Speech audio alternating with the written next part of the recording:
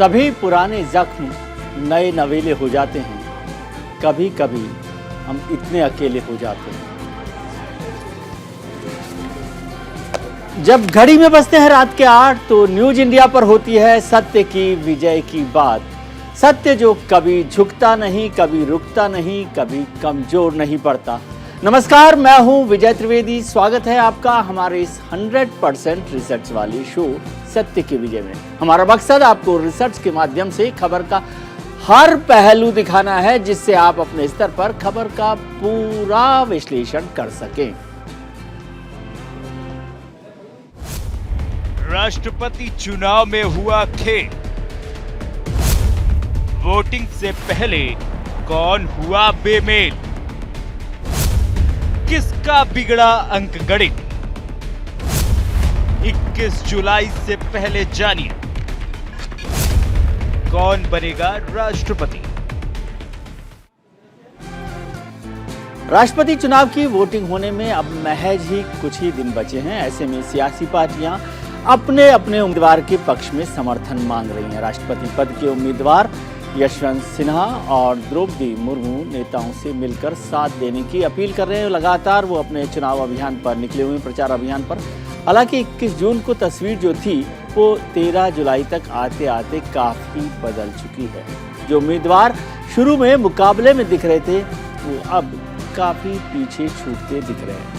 आइए आपको दिखाते हैं कि क्या है इस वक्त की ताजा तस्वीर। ये राष्ट्रपति चुनाव की ताजा तस्वीर है। फिलहाल द्रौपदी मुर्मू के आगे यशवंत सिन्हा काफी कमजोर दिख रहे हैं। बड़ी तस्वीर में बदलाव आया है कि अब जो है द्रौपदी मुर्मू के मुकाबले में कमजोर दिख रहे हैं। द्रौपदी मुर्मू के समर्थन में 6 से ज्यादा गैर एनडीए पार्टी आ गई हैं, यानी उनको समर्थन मिला है। वो 6 गैर एनडीए पार्टी कौन सी है? वाईएसआर कांग्रेस है, टीडीपी है, जेडीएस है, बीएसपी है, अकाली दल है और शिवसेना। इन सभी 6 पार्टियों ने अब द्रौपदी मुर्मू को समर्थन दिया है। राष्ट्रपति चुनाव में हर बार विपक्ष कमजोर ही रहा है, लेकिन इस बार ये जो दलों की बदलाव हुआ है, साइड चेंज हुई है, उससे थोड़ा सा बदलाव इसमें आया है। अभी जो हम स्थिति देख रहे हैं उसमें लगता है कि द्रौपदी मुर्मू जो एनडीए के उम्मीदवार हैं उनको 7 लाख से ज्यादा वैल्यू के वोट मिल सकते हैं, जबकि विपक्ष की तरफ से जो उम्मीदवार बने हैं यशवंत सिन्हा, उनको यदि उम्मीद देखी जाए आज की तारीख में राजनीतिक स्थिति में तो करीब 3 लाख वोट उन्हें मिल सकते हैं। जी, अब राष्ट्रपति पद की इस रेस में इस बार कौन आगे होगा, कौन पीछे रहेगा, कौन निकलेगा, इसको हम देखेंगे कि क्या गणित है, क्या वोटों का हिसाब किताब है, उस पर भी एक बार नजर डाल लेते हैं। देखते हैं कि राष्ट्रपति चुनाव में क्या हो रहा है, स्थिति क्या है, किसके पास कितने वोट। ये पहली बात है। 21 जून की तस्वीर हम आपको दिखाना चाहते हैं। 21 जून को एनडीए के पास 5,26,420 वोट थे, जिसमें बीजेपी के पास 4,59,414 वोट थे। जेडीयू उसके साथ था 22,485 वोट 485 वोटों के साथ, और एआईएडीएमके 15,816 वोट। कुल मिलाकर 5,26,424 वोट। अब देखते हैं यूपीए के वोट। यूपीए के वोट इस वक्त जो थे वो 2,59,892 वोट हैं यूपीए के पास, जो 21 जून को दिखाई थे। उसमें कांग्रेस के सबसे ज़्यादा वोट हैं 1,45,608। इसके अलावा डीएमके के 47,032 वोट, शिवसेना के 25,200 वोट, आरजेडी के 16,648 वोट और एनसीपी के 15,750 वोट, और कुल मिलाकर 2,59,892 वोट। ये 21 जून की तस्वीर थी। अदर्स में जो यूपी और एनडीए के अलावा थे वो बड़े वोट थे 3,01,19 वोट। इसमें टीएमसी है 58,000, वाईएसआर है 43,450, बीजेडी है 31,686, एसपी है समाजवादी पार्टी 26,688 वोट, लेफ्ट के 24,923 वोट और अदर्स के 1,13,274 वोट। इसमें अदर्स में निर्दलीय भी शामिल हैं और जो दूसरी छोटी पार्टियां हैं उनके विधायक और सांसद शामिल हैं। अब देखते हैं 13 जुलाई की तस्वीर, यानी आज की तस्वीर क्या है। आज की तस्वीर में देखिए 5,26,000 वोट थे एनडीए के, 424 वोट। इसमें वाईएसआर के वोट जुड़ गए हैं 43,450 वोट, बीजेडी के वोट जुड़ गए जो गैर एनडीए पार्टी थी 31,686 वोट, शिवसेना के 25,200 वोट, अदर्स के 25,000 वोट और ये टोटल मिलकर हो गया है 6,51,756 वोट। ये 13 जुलाई की बात है। सरकार को या एनडीए को उम्मीद है कि इसमें भी बढ़ोतरी हो जाएगी। अब यूपीए की आज की तस्वीर जो 2,34,692 वोट रह गए हैं, जिसमें टीएमसी के 58,118, एसपी के 26,000 ये और कुल मिलाकर 3,46,000 वोट है। तो अब इससे क्या बनेगा ये तस्वीर हमको देखनी है। अदर्स के उनके पास 87,274 वोट है, ये किसके पास जाएंगे ये भी इस तस्वीर को बदलेंगे। तो ये कुल मिलाकर बात है सत्य कि किस तरह से तस्वीर बन रही है, राष्ट्रपति चुनाव में क्या होगा। ये जो अदर्स के वोट हैं वो भी इसको चुनाव को तय करेंगे क्या होगा और उससे कल मिलाकर तस्वीर लग रही है कि अब द्रौपदी मुर्मू को 7 लाख से ज़्यादा वोट मिल जाए और यशवंत सिन्हा साहब को करीब 3 लाख वोट मिले। राष्ट्रपति पद की रेस में इस बार कौन आगे रहेगा, कौन पीछे रहेगा, आखिर कौन बनेगा देश का 15वां राष्ट्रपति, इस पर निगाहें हर हिंदुस्तानी की है। लेकिन जनता किसे राष्ट्रपति पद पर देखना चाहती है ये भी हमने जानने की कोशिश की। आइए आपको दिखाते हैं कि क्या है जन का मन। आई थिंक कि बीजेपी जो सपोर्ट कर रही है वो कोई रॉन्ग कैंडिडेट को अभी तक हमने देखा नहीं है कि किसी रॉन्ग कैंडिडेट को उन्होंने सपोर्ट किया है। तो कुछ ना कुछ हमेशा अच्छा ही हुआ है। जैसे यूपी में योगी जी ने बहुत अच्छा काम किया है, तो मेरे को यही लगता है कि जो झारखंड के अभी हो रहे हैं इलेक्शंस जिनके सपोर्ट कर रहे हैं, तो मैं उनके साथ सहमत हूँ कि आना चाहिए, आदिवासियों को भी आगे आना चाहिए, बढ़ना चाहिए। मेरे हिसाब से यशवंत सिन्हा बेटर है, क्योंकि मुझे लग रहा है कि अब कुछ ऐसा समय आ गया है कि हम देश को जातिवाद से या छोटा है, बड़ा है, ऊंचा है, नीचा है, ऐसी चीज़ों से उठ के थोड़ा सोचना चाहिए। और यशवंत सिन्हा काफ़ी ओल्ड पर्सनैलिटी है और रिनाउंड एक्सपीरियंस भी है। मैं ये नहीं कहता कि ये अपोजिट पार्टी या बीजेपी की जिन्होंने चुना है वो उनका एक्सपीरियंस नहीं है। हर आदमी का कुछ ना कुछ एक्सपीरियंस होता है, बट मेरा अपना पर्सनल व्यू है, मैं किसी पार्टी का नहीं हूँ या मैं बीजेपी पर विरोधी हूँ, ऐसा भी नहीं है, बट मेरा अपना मानना है कि यशवंत सिन्हा इज़ बेटर। देखते आ रहे हैं कि कुछ टाइम से पहले जितनी भी सरकार रहती थी वह महिलाओं को प्रोत्साहन इतना नहीं देती थी। पिछले कुछ समय से पूर्व में भी एक राष्ट्रपति जो कि प्रतिभा पाटिल जी रही हैं, उससे पहले कोई दूसरी महिला तो रही नहीं है। तो महिलाओं को ज़रूर आगे आना चाहिए, उनको मौका भी मिलना चाहिए और उनके अंदर कई तरह की ऐसी काबिलियत होती है जो शायद वो साबित करने के लिए ज़रूरी है। राष्ट्रपति चुनाव में हुआ खेल, वोटिंग से पहले कौन हुआ बेमेल, किसका बिगड़ा अंक गणित, 21 जुलाई से पहले जानिए कौन बनेगा राष्ट्रपति। आज इसी मुद्दे पर चर्चा करने के लिए हमारे साथ होंगे कुछ खास मेहमान जुड़ रहे हैं। शिवसेना के प्रवक्ता आनंद दुबे साहब हैं, टीएमसी के प्रवक्ता संजय शर्मा जी हैं और रात में हमारे साथ जुड़ रहे हैं भारतीय जनता पार्टी के सांसद कैलाश सोनी जी। हम अपने मेहमानों के पास जाएं उससे पहले बात आज के हमारे सवाल की। हमारे आज के पोल का सवाल है कि क्या राष्ट्रपति चुनाव में विपक्ष की रणनीति हो गई है फेल। क्या विपक्ष की रणनीति राष्ट्रपति चुनाव में फेल हो गई है? इस पर आप हमें अपनी राय ट्विटर पर हाँ या ना में दे सकते हैं। हमारा ट्विटर हैंडल है @newsindia247। इसका जवाब, इसका नतीजा हम आपको शो के आखिर में दिखाएंगे।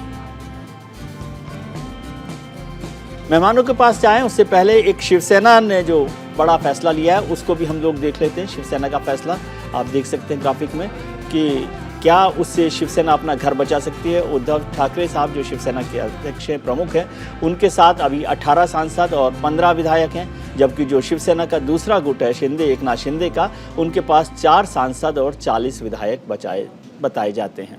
अब ये सब मिलकर यदि द्रौपदी मुर्मू को वोट देंगे तो क्या शिवसेना का घर बच जाएगा? ये भी एक नया राजनीतिक समीकरण है। इस सब पर चर्चा करेंगे। हमारे साथ खास मेहमान जुड़े हुए हैं, आनंद दुबे जी भी जुड़े हुए हैं, संजय शर्मा साहब भी जुड़े हुए हैं। आनंद जी आपका बहुत बहुत स्वागत है, संजय जी आपका बहुत बहुत स्वागत है। संजय शर्मा जी आपसे सबसे पहले आपसे सवाल करें, लेकिन उससे पहले मैं आनंद जी के पास जाना चाहता हूं कि आनंद जी आपका बहुत स्वागत है।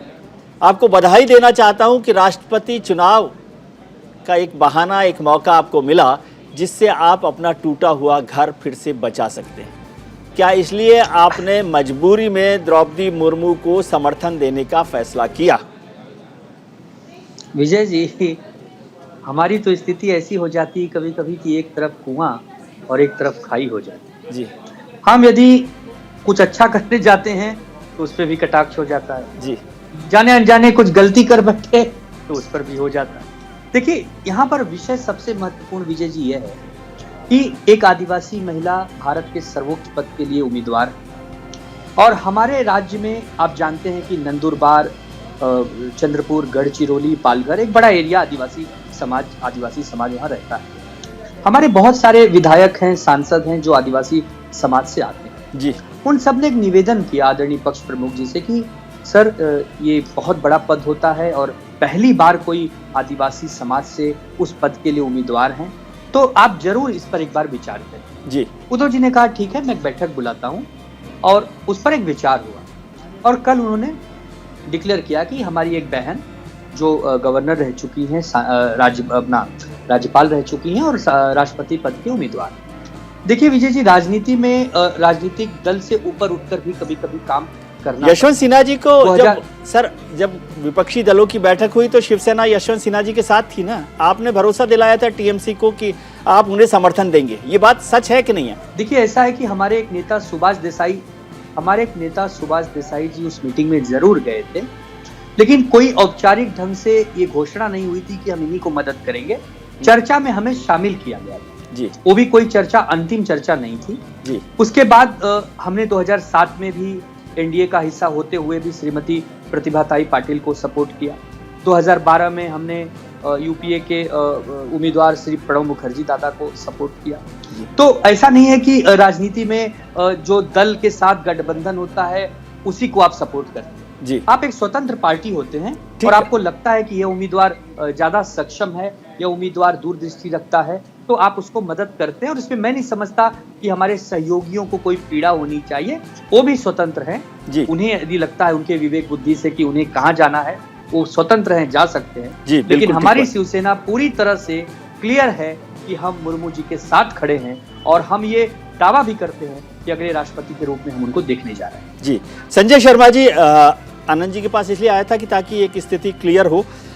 आप समझ रहे हैं कि जब टीएमसी ने एक पहल की कि राष्ट्रपति पद के लिए उम्मीदवार बनाया जाए, यशवंत सिन्हा जी को आपने उम्मीदवार बनाया, ये अलग बात है कि उनके खिलाफ आप लड़ाई लड़ते रहे हैं, यशवंत सिन्हा जी के खिलाफ, यानी भारतीय जनता पार्टी की जो पॉलिसी है, और भारतीय जनता पार्टी में लंबे समय तक रहे यशवंत जी। खैर, वो बात तो चली गई, लेकिन जब आपने यशवंत सिन्हा जी को बनाया और विपक्षी दलों को जोड़ा, तो क्या शिवसेना को आपने भरोसे में नहीं लिया था, या आप शिवसेना के भरोसे पर थोड़ा सा आपने ज़्यादा भरोसा कर लिया?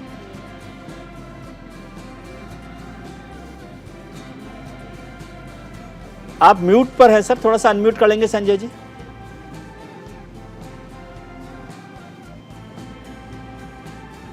अब आ रही है मेरी जी? हाँ, देखिए, भरोसा कम या ज्यादा की बात नहीं है जी। शिवसेना पर हमें पूरा भरोसा था, लेकिन शिवसेना अभी एक संक्रमण काल से गुजर रही है, हमें इस बात को भी ध्यान में रखना चाहिए जी। और आज जो उनका निर्णय कल उद्धव जी ने घोषणा की थी, उनका जो निर्णय है उनका अपनी जगह हम सम्मान करते हैं जी, क्योंकि इन दिनों जिस संक्रमण काल से वो गुजर रही है उसमें ऐसा निर्णय प्रत्याशित ही है जी। और जहां तक राजनीति की बात है, राष्ट्रपति चुनाव की बात है, उसमें हमारा अपना एक लक्ष्य है। हम स्पष्ट तौर पर श्री यशवंत सिन्हा जी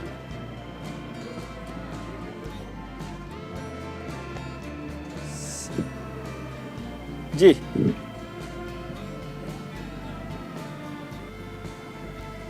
जी विजय जी। नहीं तो आपको क्या लगा है कि अब आपने, मतलब आप भी यही बात कह रहे हैं जो मैं कह रहा हूं कि घर बचा, आपने थोड़ा सा, आप ज़्यादा विद्वान आदमी हैं, आपने कहा कि संक्रमण काल से गुजर रही है शिवसेना, इसलिए उनका निर्णय, राजनीतिक निर्णय उचित है।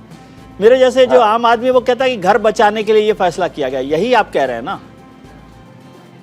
अब इसे आप कुछ भी समझिए, जी। लेकिन जो बात है वो आप भी समझ रहे हैं और मैं जो कह रहा हूँ वो जी। मैं खुद भी समझ रहा हूँ। जी, लेकिन केवल शिवसेना नहीं है सर, शिवसेना की बात हम कर लें, अभी और जो गैर एनडीए पार्टी थी जैसे वाईएसआर है, बीजेडी है, कुछ और पार्टियां हैं, उन्होंने भी वो उनके साथ नहीं गई, और आपको भरोसा होगा कि ये लोग मिल जाएंगे जो नॉन यूपीए एनडीए पार्टीज हैं। नहीं, वो भरोसे की बात नहीं है। बीजेडी ने भी अपना स्टैंड जो है स्टार्टिंग में क्लियर कर दिया था जी, और जैसे द्रौपदी मुर्मू जी का नाम डिक्लेयर हुआ था उन्होंने स्टार्टिंग में अपना जो स्टैंड है वो क्लियर कर दिया था, तो उसमें कोई प्रश्न चिन्ह नहीं था। और वाईएसआर कांग्रेस की भी बात उतनी स्पष्ट पहले भी नहीं थी और अब वो स्पष्ट, अब वो खुली तौर पर द्रौपदी मुर्मू जी के साथ है, एनडीए के साथ है। और राष्ट्रपति पद चुनाव के समय ऐसा देखा गया पूर्व में भी कि बहुत सी अलायंस पार्टियां होते हुए भी अपना डिसीजन इधर से उधर करती रहती हैं। तो ये भी कोई ऐसी बात नहीं है कि जो पहली बार हुई हो, ऐसा होता आया है और लोग अपने सुविधा के अनुसार से वक्त को देखते हुए अपना निर्णय लेते हैं। जी सर, इसमें दो सवाल बनते। एक तो ये कि यशवंत सिन्हा जी को उम्मीदवार बनाते वक्त आपने क्या सोचा? मैं उनकी उम्मीदवारी पर, योग्यता पर सवाल नहीं कर रहा, आपका क्या फोकस था कि आपको कैसा उम्मीदवार चाहिए, पहली बात। और दूसरा, राजनीतिक तौर पे क्या ममता जी ये तय करना चाहती थी, दिखाना चाहती थी कि वो कांग्रेस से बड़ी पार्टी है और अब जो विपक्षी पार्टियां हैं उनको लीड वो कर सकती है, ये मैसेज देना चाहते थे? क्या मैसेज है इस पूरे चुनाव का? नहीं, इसमें मैसेज कुछ नहीं है जी। हम दीदी ऐसा कतई नहीं चाहते कि हम बड़ी पार्टी हैं और हम लीडरशिप की भूमिका में हैं, ये लोग देखें। लेकिन हम किसी भूमिका में अवश्य हैं।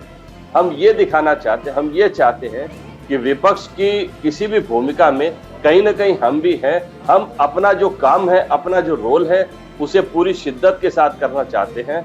देश में वर्तमान में जो देश में एक संक्रमण का, पूरे देश में एक संक्रमण काल सा चला हुआ है, एक तानाशाही सी चीज हमें दिखाई देती है और हर बात में एनडीए की जो मतलब दबाव देकर, एजेंसियों को साथ में लेकर सरकारों को गिराने की बात दिखाई देती है। ऐसे समय हमें लगा कि एक ऐसा व्यक्ति राष्ट्रपति के पद पर आना चाहिए जो किसी भी अधिनायकवादी सत्ता के खिलाफ अपने देश को संविधान का इस्तेमाल न होने दे, संविधान का सुचारू रूप से पालन हो। देश संविधान से चलता है और संविधान कहीं शांत न हो। जो संविधान की अनुपालना में केंद्र सरकार यदि पूरी कोताही नहीं बरतती है, संविधान की अनुपालना में केंद्र की संजीदगी में कमी दिखाई देती है, कोई ऐसा व्यक्ति हो जो उसे आंख में आंख डालकर उससे बात कर सके और संविधान की याद दिला सके। सर, क्या मैं इसको ये समझूं, जितना आपने ज्ञान मुझे दिया, कि आपको पहले दिन से पता था कि यशवंत सिन्हा तो नहीं जीतेंगे चुनाव, लेकिन आपको अपनी भूमिका बनाने के लिए, अपनी पॉलिटिकल एस्टेब्लिशमेंट को दिखाने के लिए एक यशवंत सिन्हा जैसे दिग्गज राजनेता को बलिदान के लिए रखना पड़ा? अरे नहीं, ये आप कैसे बोल रहे हैं? हम यशवंत सिन्हा जी, आपको सारी पार्टीज का पता है सर। आपने कहा कि जो नॉन एनडीए पार्टी हैं उनका भी आपको पता था कि वो वोट देने वाले नहीं है। आपके साथ जो पार्टियां थी शिवसेना जैसी, वो भी घर छोड़कर जा रही हैं। तो फिर ऐसा चुनाव लड़ने का फायदा क्या जिसका नतीजा साफ दिख रहा हो? नहीं, शिवसेना का एपिसोड तो बाद में हुआ, शिवसेना का एपिसोड तो अप्रत्याशित रूप से बाद में हुआ, लेकिन ऐसा कतई नहीं है कि यशवंत सिन्हा जी का हम कोई इस्तेमाल कर रहे हैं या ऐसी कोई बात है। आज के समय में यशवंत सिन्हा जी एक सुयोग्य उम्मीदवार है और हम पूरी संजीदगी के साथ उनके साथ खड़े रहे हैं। और राष्ट्रपति पद पर चुनाव पहली बार हो रहा है ऐसा भी नहीं है, पूर्व में भी चुनाव होते आए हैं और इस बार भी हो रहे हैं और अभी तो रिजल्ट बाकी है। क्या पता कोई अघटन घट जाए, इसलिए चुनाव के लिए हम पूरी मुस्तैदी के साथ तैयार खड़े हैं। और तृणमूल कांग्रेस का एक तो नियम रहा है कि हम जो बात कहते हैं वो काम करते हैं। हम एक बार जो निर्णय ले लेते हैं पीछे मुड़कर नहीं देखते। जी ठीक है, मैं आपके पास आऊंगा। हमारे साथ भारतीय जनता पार्टी के राज्यसभा सांसद कैलाश सोनी जी भी जुड़ गए। कैलाश जी, आपका बहुत स्वागत है। राष्ट्रपति चुनाव की चर्चा हो रही है, बहुत सारे लोग कहते हैं कि आप किसी भी तरीके से चुनाव जीतना चाहते हैं। राष्ट्रपति के चुनाव में एनडीए के पास जो बहुमत है, आज का जो गणित है, उसमें आपके पास नॉन एनडीए पार्टी भी जुड़ गई हैं। तो राष्ट्रपति चुनाव का एक बहाना आपके पास है कि आप दिखाना चाहते हैं कि आपकी ताकत केवल सरकार में नहीं, सरकार के बाहर की पार्टियों में भी है। और द्रौपदी मुर्मू साहब को आपने के साथ जो आपने आदिवासी प्रेम दिखाया, उससे भी आपको ये बढ़त मिली।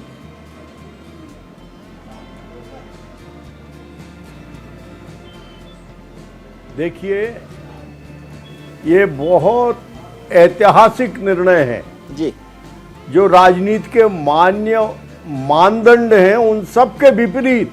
जी और यही पहचान इस देश के प्रधानमंत्री माननीय नरेंद्र मोदी जी की और भारतीय जनता पार्टी की है जी कि माने समाज की समरसता के लिए जी शायद भारत के राजनीतिक इतिहास में बिना बिना बिना स्वार्थ के आज जो निर्णय लिया गया है, इसको सबको खुले दिल से, यही सपना इस देश के पूज्य महात्मा गांधी का था जी यही सपना इस देश के डॉक्टर अंबेडकर का था।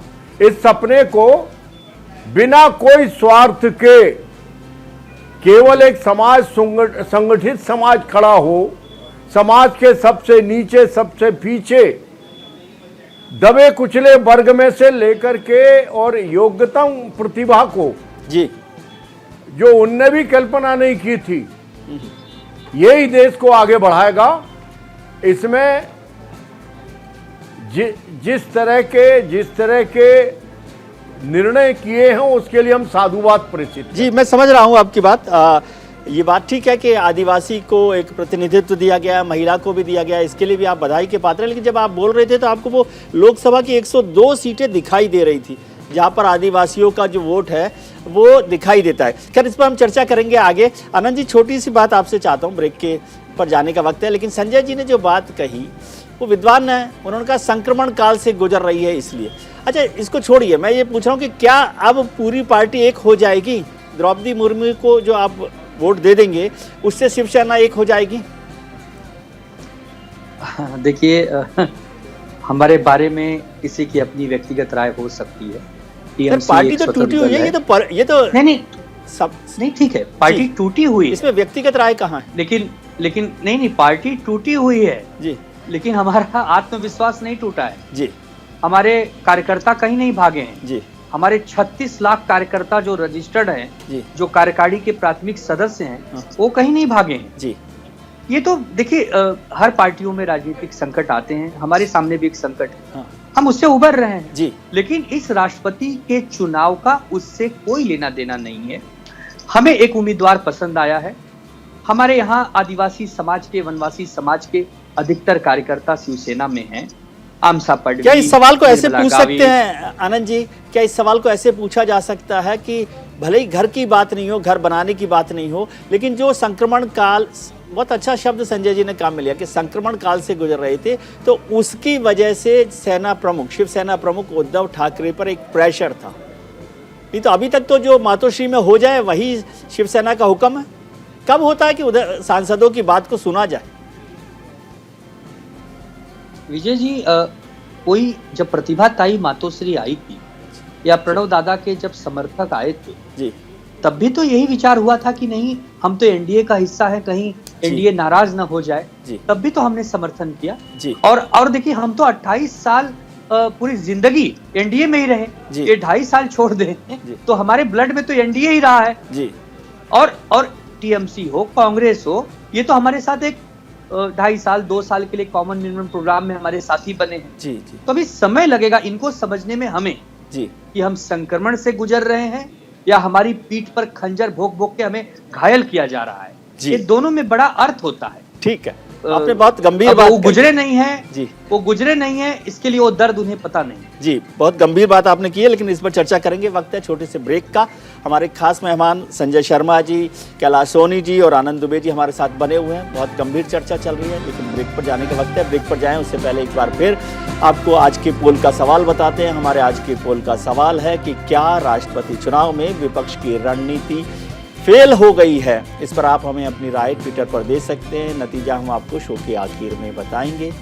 ट्वीट करके भी आप हमें अपनी राय भेज सकते हैं। आप बने रहिए हमारे साथ। वक्त है छोटे से ब्रेक का, तुरंत लौट कर आते हैं। राष्ट्रपति चुनाव में हुआ खेल। वोटिंग से पहले कौन हुआ बेमेल? किसका बिगड़ा अंक गणित? 21 जुलाई से पहले जानिए कौन बनेगा राष्ट्रपति। ब्रेक के बाद आपका एक बार फिर स्वागत है। हम चर्चा कर रहे हैं राष्ट्रपति चुनाव को लेकर। आपका बहुत शुक्रिया कि आप हमारे साथ जुड़े हुए हैं और हमारे साथ खास मेहमान जुड़े हुए हैं। भारतीय जनता पार्टी के सांसद कैलाश सोनी जी हैं, शिवसेना की प्रवक्ता आनंद दुबे जी हैं और टीएमसी के प्रवक्ता संजय शर्मा जी। आप सबका भी बहुत बहुत शुक्रिया। देश में हर बार राष्ट्रपति के चुनाव में कुछ पार्टियां पाला बदल लेती हैं, जिस वजह से विपक्ष कमजोर हो जाता है। ये प्रिया राय ने ट्वीट किया है। राष्ट्रपति चुनाव को सियासी पार्टियां अपने नफे नुकसान के हिसाब से पाला बदलती हैं। ये गौरव कुमार ने ट्वीट किया है। जी सोनी साहब, अभी आनंद दुबे साहब की तकलीफ में समझ रहा था। 28 साल के रिश्ते को आपने खंजर घोंप कर जख्मी कर दिया शिवसेना को। अब जो 2019 के मुंबई के कुंभ मेले में भाई खोए थे, वो 2022 के राष्ट्रपति चुनाव में फिर से मिल जाएंगे क्या?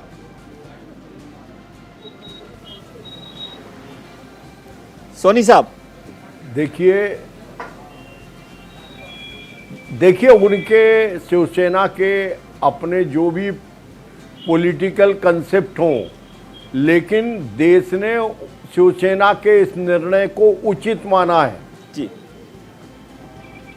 और इसमें उनका कद बढ़ा है जी। उनके अंतरंग, उनके भीतर का जो मामला हो वो जाने, लेकिन बड़े पॉलिटिकल सिनेरियो में जी शिवसेना का ये निर्णय उनको धन्यवाद करने का और उनको साधुवाद करने का है जी। और जो दल अपने राष्ट्र हित के इस दृष्टिकोण को कायम रखते हैं जी, उनको यश मिलता है जी। नहीं, मेरा जनता सवाल रिगार्ड करती है। सोनी साहब, मेरा सवाल केवल यह है कि अब गले ये बात मिलेंगे। अलग है कि वो अननेचुरल सिचुएशन क्रिएट की शिवसेना के नेतृत्व के कुछ लोगों ने जी, क्योंकि स्वाभाविक अब वो तो ठीक है सर, अब वैचारिक वो आधार, मैं समझ रहा हूँ हमारे बात आपकी प्रेरणा के स्रोत एक से हैं, जी। लेकिन एक साथ चल नहीं था। नहीं, वो ठीक है बात लेकिन कैलाश जी, बात मैं पूछ रहा हूँ। देखिए, पॉलिटिकल कंपल्सन है, जो कुछ भी हुआ देश के लिए ये पूर्व में ठीक नहीं हुआ जी। अब लेकिन ठीक दिशा में शिवसेना जा रही है। ठीक है, वो बात तो मैं समझ गया। मेरा सवाल ये है, उनके प्रेरणा के आधार को भी मजबूती मिलेगी जी। नहीं सर, मेरा सवाल केवल ये है कि अब जो हो गया वो राजनीति पर चर्चा नहीं करते आप। तो 2019 में भी डिप्टी चीफ मिनिस्टर तो बन ही सकते थे शिवसेना के साथ, आनंद जी तब भी तैयार ही थे। और वो तो कह रहे थे कि 2.5 साल बाद जब आपने डिप्टी चीफ मिनिस्टर बनाए तब तो आपका चीफ मिनिस्टर होता। खैर वो अलग इशू है। मैं तो केवल चाह रहा हूं कि अब आप गले मिलेंगे कि नहीं मिलेंगे? अब भी दोनों भाई साथ होंगे?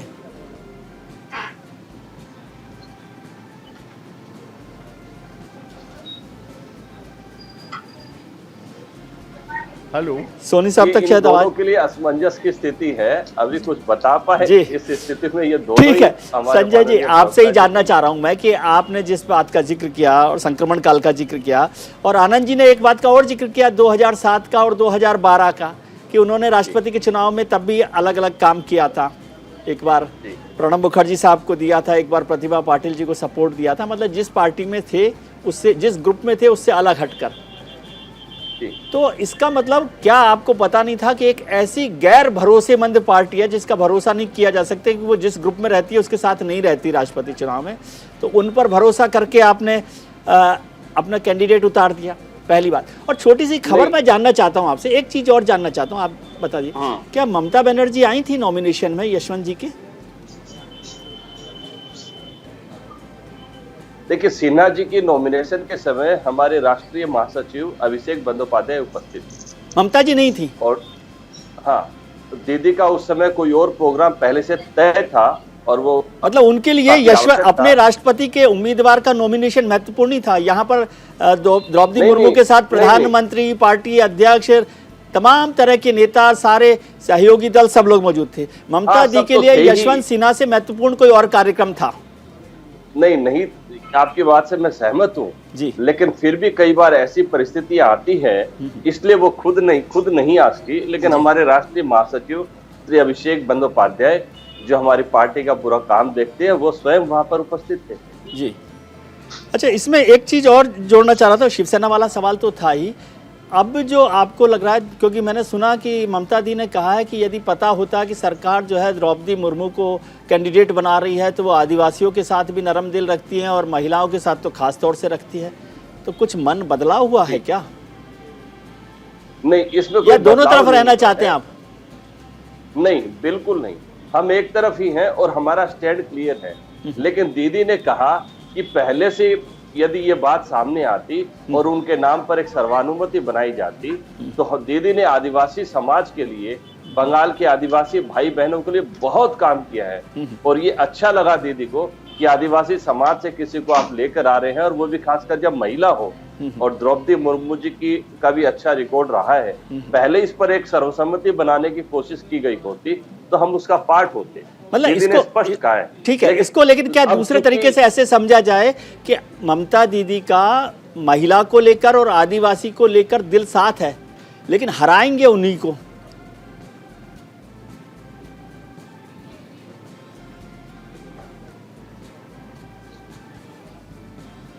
संजय जी, जी आप अपना एक बार सवाल एक बार फिर दोहराइए। मैं ये कह रहा हूं कि आपकी बात से मैं सहमत हूं कि ममता दी ये कह रही है कि उनका दिल जो है आदिवासियों के साथ जुड़ा हुआ है, जैसे आप कह रहे हैं, और महिलाओं के साथ भी जुड़ा हुआ है। मैं इसमें कहीं वो नहीं कर रहा, दोनों के साथ दिल जुड़ा हुआ है, लेकिन आप हराएंगे उन्हीं को, द्रौपदी मुर्मू को। ये दिल का रिश्ता मुझे समझ नहीं आया। नहीं, हम उनको हराने की बात नहीं है, हम अपने कैंडिडेट के साथ हैं। जी, यशवंत सिन्हा जी, आज की परिस्थितियों में यदि हम व्यापक तौर से वर्तमान परिस्थितियों का अवलोकन करें, समीक्षा करें, तो आपको भी ये लगेगा और अधिकांश लोगों को लगने लगा है कि यशवंत सिन्हा जी एक बेहतर विकल्प है। आज राष्ट्रपति पद पर हमें ऐसे उम्मीदवार होने चाहिए, लेकिन अब ये जमीनी हकीकत ये भी है कि राष्ट्रपति चुनाव में जो केंद्र की रूलिंग पार्टी होती है उसके पास स्पष्ट वो वोट वगैरह का जो परसेंटेज है वो होता है, लेकिन हम विपक्ष हैं, हम एक जिम्मेदार रचनात्मक भूमिका विपक्ष की निभाते आए हैं और उसी दृष्टिकोण को सामने रखते हुए। सर, आप कौन सी बात कर रहे हैं, मुझे समझ नहीं आ रहा। मैं वोटों की गणित देख रहा था, एनडीए के पास 48% वोट थे, नॉन एनडीए ग्रुप के पास 51% वोट थे। आप चाहते तो आपका उम्मीदवार जीत सकता था। 51% वोट नॉन एनडीए वोट हैं, 51% नॉन एनडीए वोट हैं। जी विजय जी, आप ये भी मानेंगे कि एक बहुत सीमित, ये बहुत कम विकल्प है और बहुत सी ऐसी पार्टियां होती हैं जो पहले स्पष्ट नहीं होती, लेकिन वो केंद्र की रूलिंग अलायंस के साथ इन जनरल जाते ही हैं। जी, तो हम यदि गंभीरता से अवलोकन करेंगे तो एनडीए के लिए अपने कैंडिडेट को जिता लेना वैसे भी कोई मुश्किल नहीं था। और फिर जब वर्तमान की केंद्र सरकार जब कोई चुनाव में जाती है तो हमें यह भी याद रखना चाहिए कि सारी ईडी जैसी एजेंसियां, सीबीआई जैसी एजेंसियां भी लग जाती है, तो इनकी भी अपनी एक भूमिका होने लगती है। मैं इस चुनाव के वो समझ गया मैं बात आपकी। चुनाव के ये ऐसा कारण होता होगा, इन्वेस्टिगेशन वाली जो एजेंसी जो होती है उनका दबाव रहता होगा, आप यही बात कह रहे हैं ना? जी, इसी वजह से बीजेपी के कई एमपी बंगाल में सरकार बनने के बाद वापस आपके पास आ गए।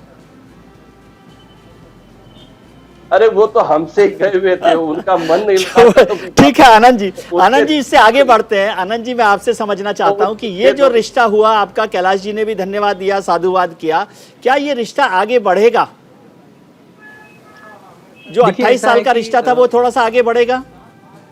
देखिए, ऐसा है कि पहले भी हमारे मतभेद होते थे जी, लेकिन उस समय 2-4 नेता बीजेपी में ऐसे होते थे जो तुरंत मातोश्री आ जाते थे। प्रमोद महाजन जी, गोपीनाथ मुंडे जी, और कभी कभी तो आडवाणी जी स्वयं आ जाते थे और एक भाई की तरफ बैठकर बात करते थे कि इसका रास्ता निकालते हैं साहब, हम तो एक ही हैं। अब वो बीजेपी में बात नहीं रही। अगर वो बात हो जाए तो कोई बहुत बड़ी दूरी नहीं है, लेकिन वो प्रेम ही नहीं रहा कि कोई आके ये कहे कि हाँ ठीक है, अगर थोड़ा सा 2 कदम आप भी चले तो 2 कदम हम भी चलेंगे। कोई बहुत बड़ा हमारी उनकी कोई ऐसी दुश्मनी नहीं हुई है कि ये जाति दुश्मनी हो गई है कि इस जीवन में कभी अब इसका कोई मिलाप नहीं हो सकता जी। लेकिन अब वो उस कद का नेता नहीं है शायद बीजेपी में, मुझे लगता था किसी जमाने में राजनाथ सिंह जी, नितिन गडकरी जी आते थे, लेकिन अब वो भी पिछले 7-8 सालों से जिस प्रकार मोदी जी, अमित शाह जी फ्रंट पे खेलते हैं, वो भी एक टेलेंडर बैट्समैन की तरफ पीछे आते हैं। तो जिस दिन बीजेपी में कोई बड़ा दिल करके हमसे बात करेगा तो जरूर एक संभावना है कि हम भी उनके कुछ करीब जा सकते हैं। लेकिन मैं समझता हूं कि राष्ट्रपति का चुनाव बिल्कुल अलग है। भारतीय जनता पार्टी ये न समझे कि राष्ट्रपति उनके हैं। राष्ट्रपति 135 करोड़ लोगों के होते हैं। ठीक है, अब चूंकि एक मान्यता हो गई है कि जिसका दल उसके राष्ट्रपति, लेकिन राष्ट्रपति तो प्रधानमंत्री के ऊपर संरक्षक होते हैं। वो उनके ऊपर एक प्रकार से उसका शब्द नहीं मिल रहा है कि एक दबाव बनाने के लिए होते हैं कि आप कुछ गलत नहीं करना, लोकतंत्र को जिंदा रखना।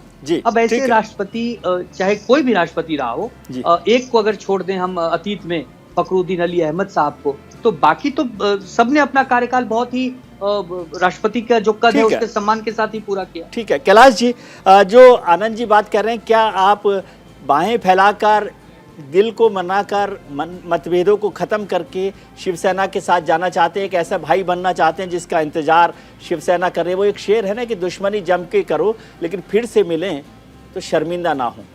तो ये फिर से बिना शर्मिंदगी के मिल सकती हैं दोनों पार्टियां?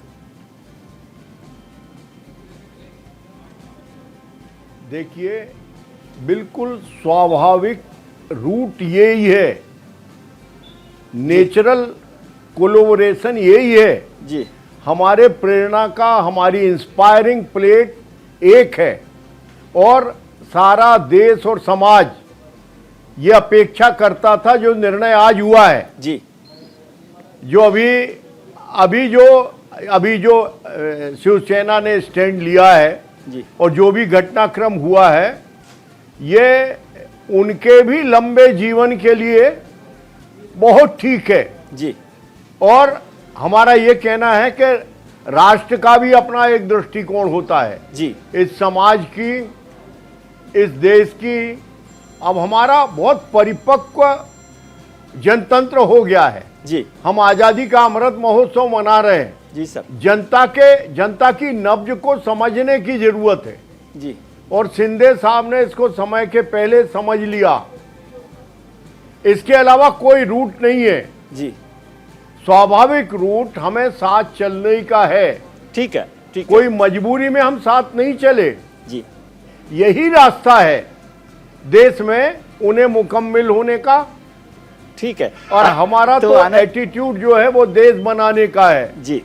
ठीक है आनंद और जी, इसलिए जिस तरह से कैलाश जी कह रहे हैं तो उन्होंने तो अपनी बाहें फैला दी हैं सर सब जगह जी। आनंद जी जैसे बाहें फैला दी है, तो क्या मैं सोचूं कि चुनाव के बाद दोनों भाई गले मिलेंगे? और दूसरी बात ये जानना चाहता हूं कि उपराष्ट्रपति का चुनाव भी अभी साथ साथ होने वाला है, तो उसमें भी आप कैलाश जी का साथ देंगे? देखिए, कैलाश जी एक अनुभवी नेता हैं, वो जरूर बाहें फैला रहे हैं, मैं उनका स्वागत करता हूँ। उपराष्ट्रपति का जो चुनाव है उसके उम्मीदवार कौन आते हैं उसके ऊपर हम फैसला करेंगे, क्योंकि हमने पहले ही कहा कि ये राष्ट्रपति और उपराष्ट्रपति का जो चुनाव ये किसी पार्टी का चुनाव नहीं होता है, देश के 135 करोड़ जनता के लिए होता है। तो यदि हमें लगेगा कि हमारी विवेक बुद्धि के अनुरूप ये उम्मीदवार हैं, हमारी विचारधारा से मैच करते हैं, तो जरूर उद्धव ठाकरे जी उस पर निर्णय लेंगे।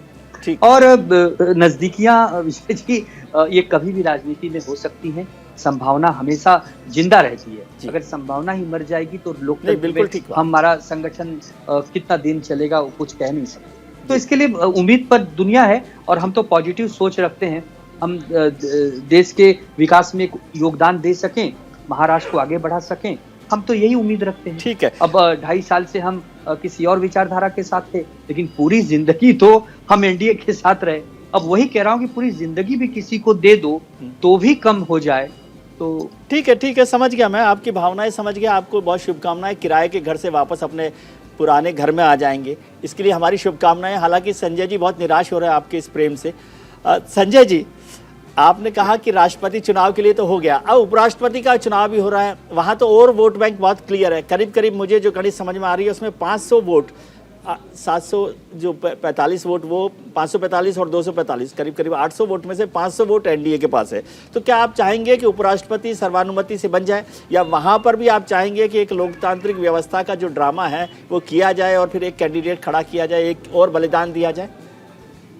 ये केंद्र सरकार की जिम्मेवारी है। केंद्र में जो रूलिंग गवर्नमेंट है उनको चाहिए कि एक सर्वानुमति के लिए वो लोगों से बैठे, सभी पार्टियों से रचनात्मक रूप से उनके योगदान को, उनकी बातें सुने और कोई ऐसा कैंडिडेट लाए तो सर्वानुमति बन सकती है। वो कोई ऐसी बात तो है नहीं कि जो बन ही नहीं सकती, लेकिन इसके लिए पहल केंद्र को करनी चाहिए। मतलब इसका मतलब है कि आप तैयार हैं यदि केंद्र कोई ऐसे पहल करता है तो तृणमूल कांग्रेस और जो पार्टियां हैं हाँ, इसमें तैयार है या तैयार नहीं है जैसी कोई बात नहीं है। पहले कोई पहल तो करे, पहले केंद्र सरकार। तो सर पहले भी फोन तो किया था, मुझे बताया कि फोन किया गया था। आप पिछली बार भी जब राष्ट्रपति का चुनाव था तब फोन किया गया था, सारी पार्टियों को फोन किया गया था। हाँ, ये एक औपचारिकता बस फोन किया गया था, लेकिन उस समय नाम वगैरह कहाँ बताया गया था। अच्छा। उसके बाद भी तो दीदी ने कहा था कि है कोई ऐसा एक्चुअल में आपके पास कोई वैसा नाम है तो आप लोग आइए, फ्लोर पर आइए जी, लेकिन वो तो आए नहीं। ये तो केंद्र सरकार अपनी मर्जी से चलती है। आज मैं भाजपा प्रवक्ता जी की बातों को सुन रहा था, अच्छा लगा जी। आज उन्होंने शिवसेना की पीठ में छुरी मारने वाले शिंदे जी को आज उन्होंने मुख्यमंत्री बना दिया जी। आज आपको शिवसेना के गद्दार अच्छे लगने लगे जी। यही उद्धव ठाकरे जी जब चुनाव के बाद कह रहे थे, विधानसभा चुनाव के बाद, कि मुख्यमंत्री शिवसेना से होगा, आपने नकार दिया। आपने उस समय उनकी बात नहीं सुनी, बाध्य होकर उनको एक अलग गठबंधन सर, अब वो दोनों लोग मिलने वाले हैं, आप फिर से नाराजगी करने पे लगे हुए हैं। वो दोनों को मिलने नहीं, मैं उन्हें याद दिला रहा हूँ अच्छा। कि वो उस समय देवेंद्र फडणवीस को ही मुख्यमंत्री बनाना चाहते थे। आज वही फडणवीस जी शिवसेना के गद्दार के साथ उप मुख्यमंत्री है। ये परिस्थितियां इन्होंने निर्माण की है। सर, अब शुभ घड़ी, हमारे यहाँ कहते हैं कि शुभ घड़ी में मीठी मीठी बात बोलनी चाहिए। क्यों नाराज कर रहे हैं आनंद जी को? नहीं, मीठे के साथ वो बड़ी मुश्किल से जख्म भरने लगा है। जरूर होना चाहिए जी। आनंद जी कुछ जोड़ना चाहते हैं आप? फिर मैं कैलाश जी से लास्ट पॉइंट पूछना चाहता हूँ। नहीं, देखिए ऐसा है कि कांग्रेस, टीएमसी या और भी यूपीए के जो घटक दल हैं वो हमसे प्रेम करते हैं। उन्होंने इस पिछले 2.5 सालों में हमारा बड़ा साथ दिया। जो अपने थे वो दगा दे गए, लेकिन जो दूर थे जिंदगी भर उन्होंने हमें सहारा दिया जी। तो ठीक है, उन्हें थोड़ी सी एक अचरज हुई है हमारी इस डिसीजन से, लेकिन मेरे भाई मैं फिर कहता हूं, मैं एक बात और ऐड करना चाहूंगा जी। 2.5 साल का उद्धव जी का जो कार्यकाल था वो एक बहुत अच्छा कार्यकाल रहा। उन्होंने समाज में सद्भावना कायम करने के लिए, सांप्रदायिक सौहार्द को स्थापित करने के लिए, महाराष्ट्र को नई ऊंचाइयों पर पहुंचाने के लिए काम किया। और इन 2.5 वर्षों में उनका जो योगदान है, मैं आज ओपन मन से उनके शासन को प्रशंसा करता हूं। कोविड काल में भी उन्होंने बहुत अच्छा काम किया। और धन्यवाद। मैं खाली एक सेकंड लूंगा जी। संजय जी, मैं आपके इस पॉलिटिकल मैसेज को विदाई भाषण के तौर पे देख रहा हूं। मैं एक सेकंड लूंगा आनंद जी, विजय जी, कि देखिए टीएमसी के भाई को मैं फिर कहता हूं कि हमने भाजपा को समर्थन नहीं दिया है मेरे भाई, हमने द्रौपदी मुर्मू जी को दिया है, क्योंकि वो राष्ट्रपति है। और राष्ट्रपति जो होता है सबका होता है, आपका भी है। राष्ट्रपति बनने के बाद शायद दीदी भी उनको बुके लेकर मिलने जाएंगी। वो तो खैर वो हमारे लोकतंत्र की व्यवस्था में है, उसमें कोई परेशानी नहीं है। कैलाश जी, जो संजय जी कह रहे थे, आनंद जी कह रहे थे, प्रेसिडेंट के इलेक्शन में तो थोड़ा सा फोन बजा था, लेकिन क्या इस बार लोग उम्मीद करें कि आप मिस कॉल नहीं देंगे? थोड़ा बात भी कर लेंगे लोगों से, पॉलिटिकल पार्टी से, और बताएंगे कि कौन कैंडिडेट होगा। उपराष्ट्रपति के चुनाव में सिर्फ मिस कॉल नहीं देंगे कि भाई हमने फोन किया था, इस बार कैंडिडेट भी बता देंगे पहले। देखिए, कब हम लोगों ने पहल नहीं की जी, कब हम लोगों ने सद्भाव बनाने का प्रयास नहीं किया जी। लेकिन देखिए, सोते आदमी को तो जगाया जा सकता है जी, लेकिन जो बन के सोया है उसको क्या जगाएंगे? हाँ, सोता तो जगे, जगता क्या जगे। कुछ लोगों को जागना ही नहीं है, एंगल केवल विरोध करना, इससे कोई बात बनती नहीं है जी।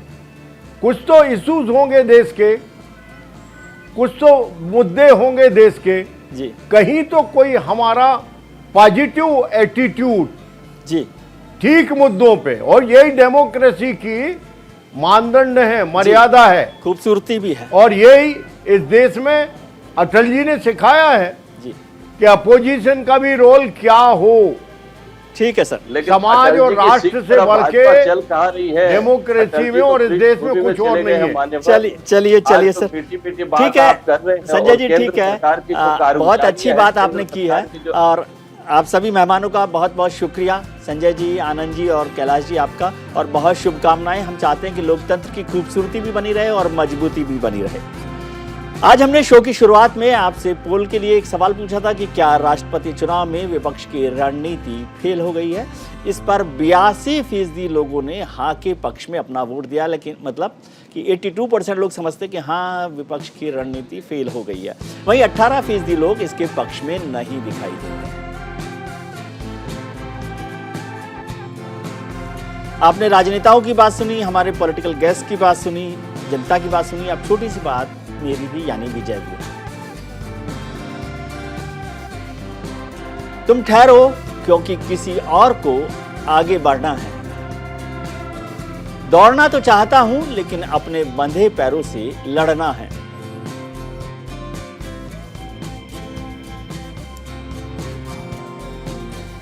सैकड़ों सवाल हैं, सैकड़ों जवाब हैं।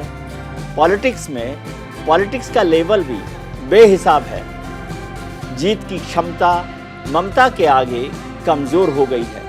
जो कभी मोटी रस्सी थी आज वो पतली डोर हो गई है।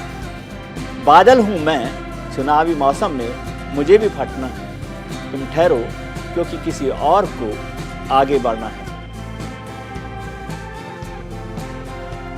आज के कार्यक्रम में इतना ही। उम्मीद करता हूं कि आपका आने वाला कल आज से बेहतर हो। आप अपना ख्याल रखिए और उनका ख्याल रखिए जो आपका ख्याल रखते हैं।